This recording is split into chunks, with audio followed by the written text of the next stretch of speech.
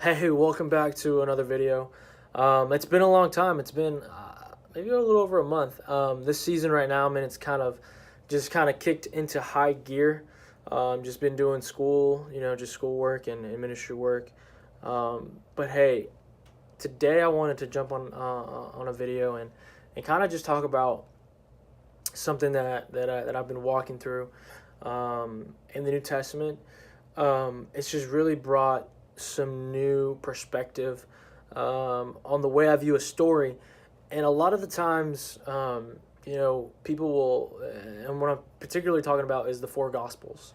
So the four Gospels in the New Testament are Matthew, Mark, Luke, and John, and they're all accounts on what they saw um, during the life of Jesus, during his ministry, and some of the things that he did.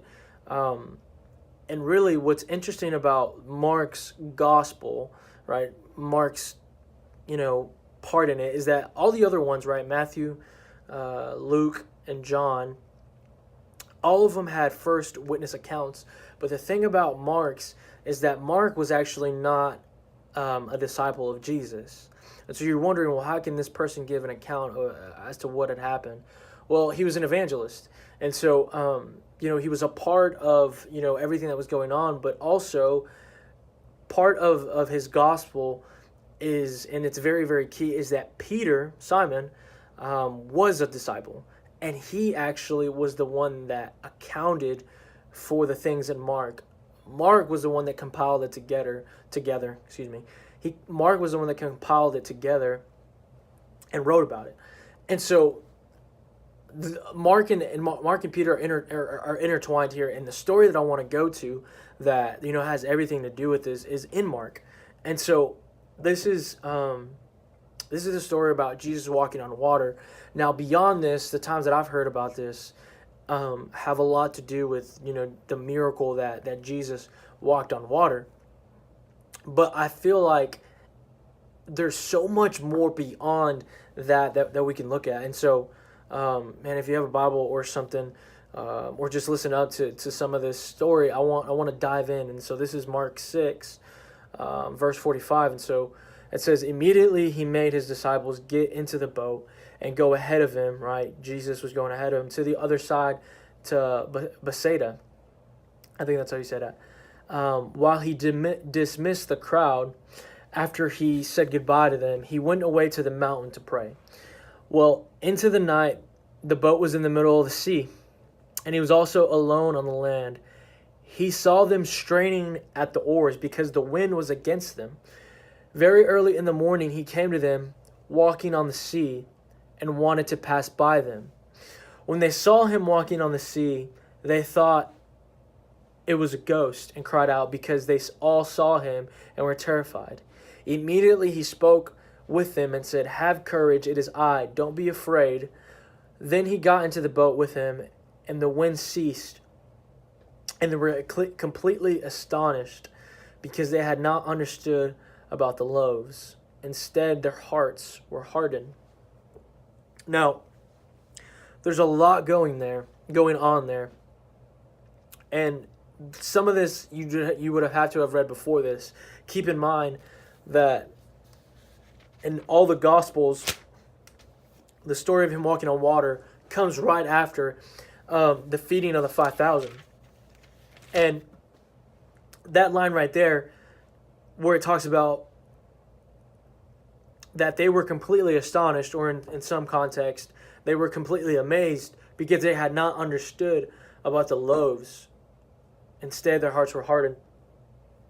And the beginning of this really, I want to paint a setting before I start to describe what is going on, because yes, it is amazing and completely unheard of that Jesus was walking on water, because that's absolutely physically impossible to humans, right? We're mortal beings, we're humans, we cannot do what God can do, and Jesus was God in the flesh.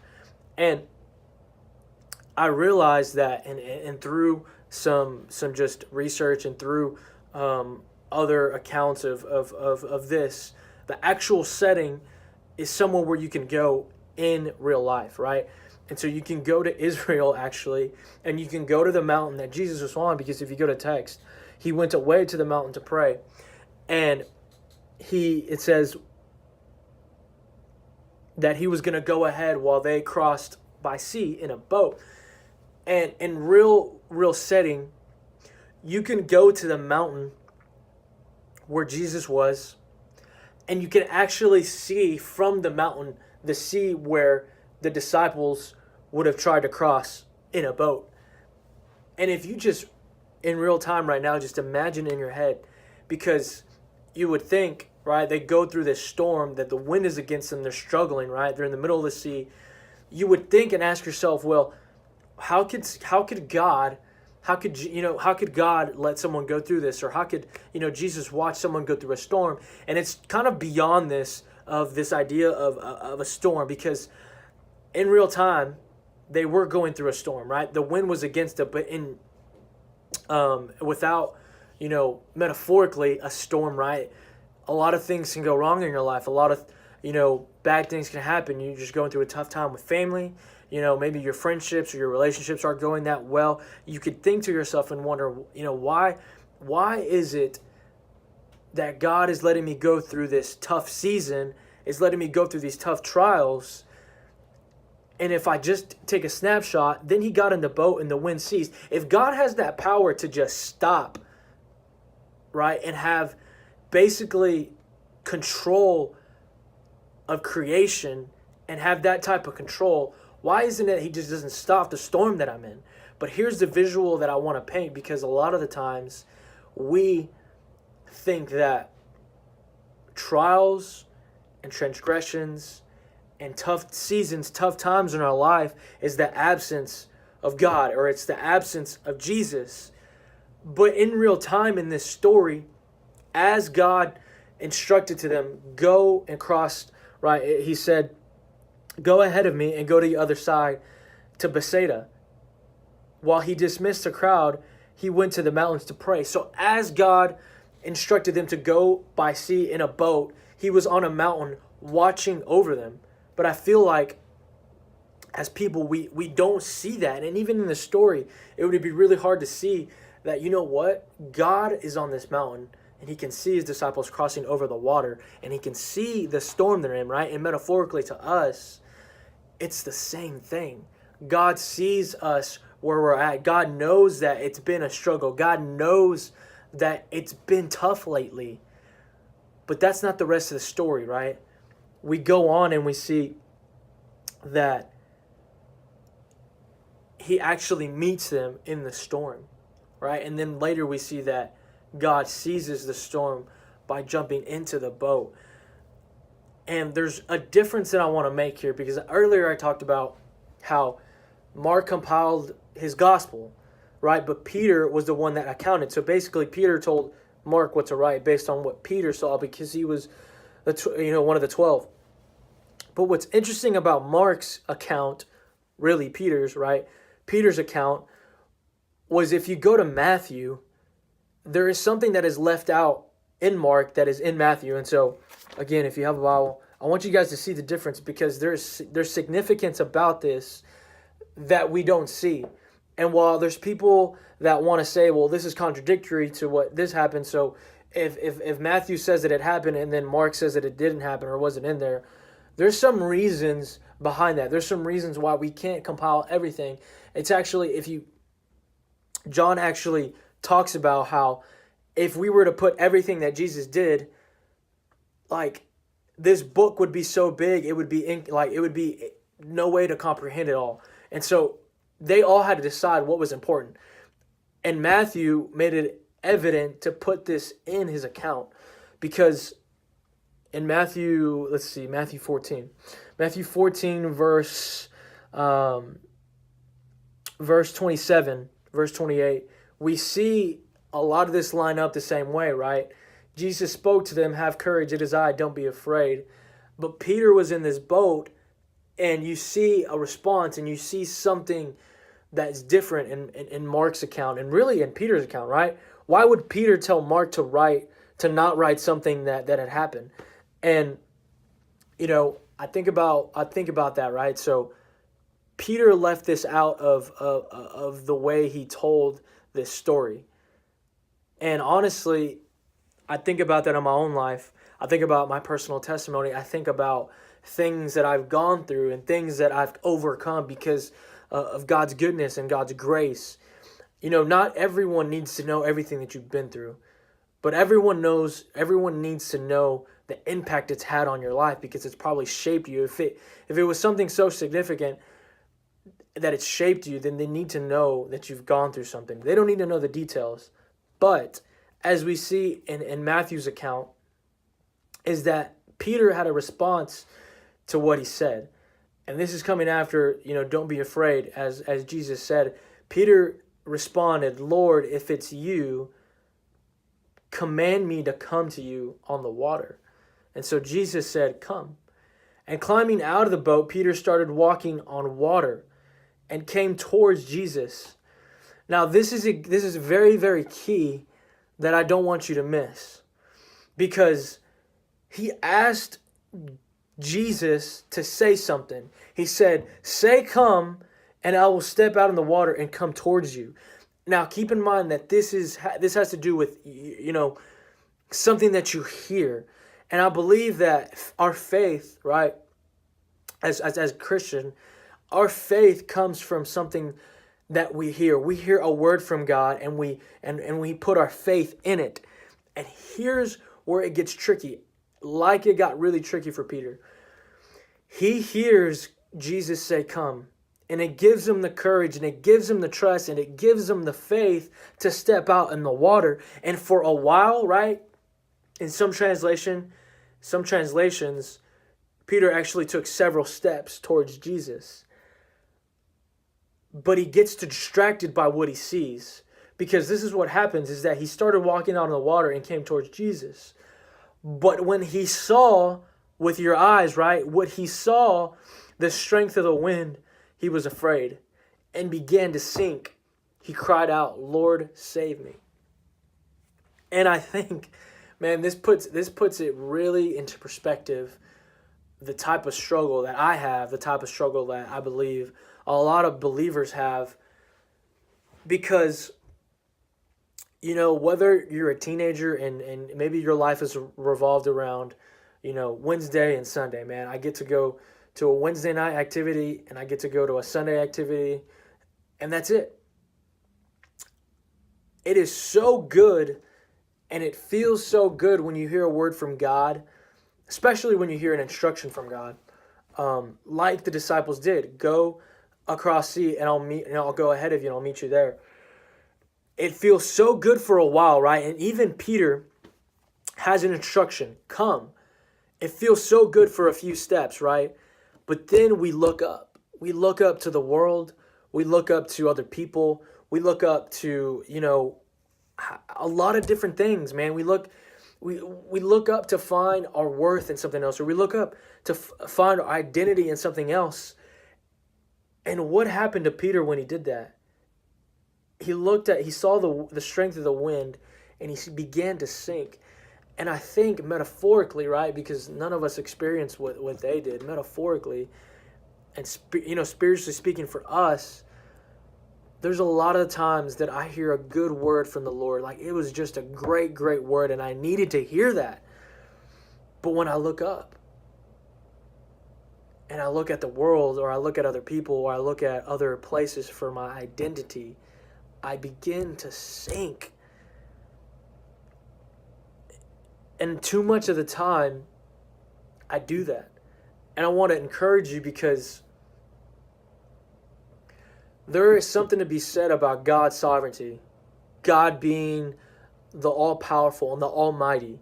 I mean, you think about, and each gospel, illustrates this, because God has control of all creation. God has control of everything. And the moment that he steps into the boat, the storm stops immediately. He didn't even have to say anything.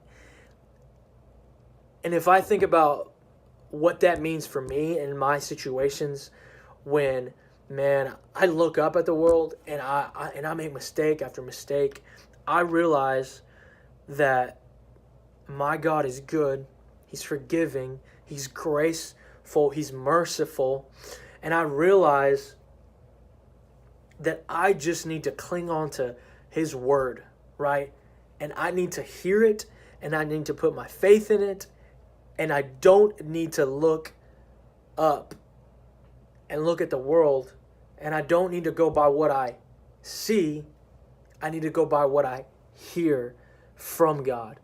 And I think that's a challenge. I think that's a challenge every single day, because you can see a lot of different things throughout, just my life, my 20-year, life that I've lived. I've seen a lot of different things, right?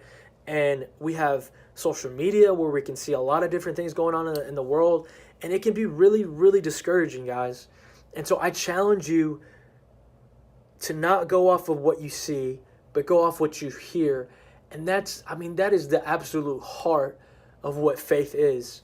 Because, man, like I said, too much of the time I look up about what I see, and I go off about what I see. But my faith is in what God has said, right? Too much of the time, this idea of the world, or influence that the world has on my life, gets bigger, right? It gets bigger than what God has actually said. And then it diminishes my faith psychologically. But when truthfully, what I see has no value. What I see has really no say in what God has to say about me.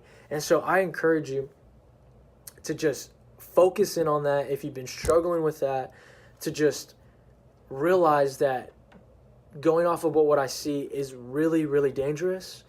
But going off of what you hear from God is where you will find your peace, where you'll find all of your happiness, and really where you'll find your protection, right? God stepped into the boat. God stepped into their life wherever they were and provided security, provided, just peace and protection. And that's what Jesus has to offer you. And so I just encourage you with that word, because it's something that I've been walking through these past couple months. And I just wanted to share with you. Hey, really quick, thanks for watching that video. I want to clarify two things that I kind of caught myself doing. When I was talking about Mark and Peter and kind of the intertwining story with this gospel, and I mentioned that Mark wasn't a disciple. I really meant that he wasn't a part of the 12 disciples that walked closer with Jesus. Peter was, and that's why it basically prompted him to get Mark to write it. And so Peter was a part of the 12. Mark was not part of the 12 disciples. And so that's kind of the first clarification. And then the second thing really I wanted to mention was that I could go a lot deeper in with the whole, loaves and kind of what that represents, because it kind of just reveals a lot of the miracles with the feeding of the 5,000, because, Jesus is referred to as the bread of life, and kind of the confusion that the disciples had at the moment of, what that meant and kind of how Jesus performed the miracles. I could go into a lot more of that, but the real heart of what I wanted to talk about was the significance of our storms, right? And kind of our storms and trials aren't the absence of God. That's not what they are represented as, because a lot of the times what we see, right, with our own trials is that, man, we wonder how, something so bad or something so awful that's happened to me, how can, God, how can Jesus be in the middle of all this? But we see, what the setting and kind of what that passage speaks about is that God is always watching. God is always with us. No matter what, Jesus jumps into the boat with us. And so that's the heart that I wanted to get at. It's a lot harder to walk out. So I encourage you to walk that out through your life. When something's going wrong, just realize that God knows where you're at. God is exactly beside you, looking over you. And so I just wanted to encourage you with that. And so that's kind of the heart of the message. So thanks for watching.